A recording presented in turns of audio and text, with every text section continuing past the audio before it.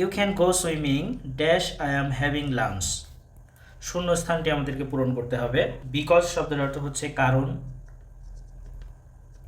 So that শব্দের অর্থ হচ্ছে যাতে, হোয়াইল বলতে যখন বোঝাতে পারে, যেই সময়টাই বোঝাতে পারে, আবার একই সময় বোঝাতে পারে।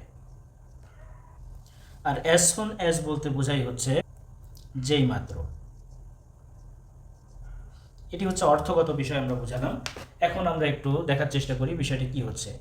ইউ ক্যান গো সুইমিং, তুমি সাঁতার কাটতে যেতে পারো, dash I am having lunch, মানে আমি লাঞ্চ করছি এরকম বোঝাচ্ছে।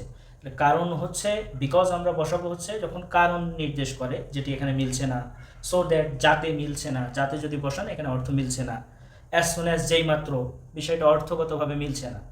উত্তর কেন আমি হোয়াইল দিব, এটা জানতে গেলে আমাদের যে বিষয়টা খেয়াল করতে হবে, হোয়াইল শব্দটা হলে কন্টিনিউয়াস টেন্স হয়, ভার্বের আইএনজি। হোয়াইলের পরবর্তী অংশ, পরবর্তীতে ভার্ব যদি ডিরেক্ট আসে তাহলে সেটাকে ভার্বের আইএনজি করতে হয়। আবার হোয়াইল যদি থাকে পরবর্তী অংশ কন্টিনিউয়াস টেন্স হয়। তাহলে এখন খেয়াল করে দেখেন, you can go swimming, I am having lunch, continuous tense, অতএব উত্তর আমরা গ দিব।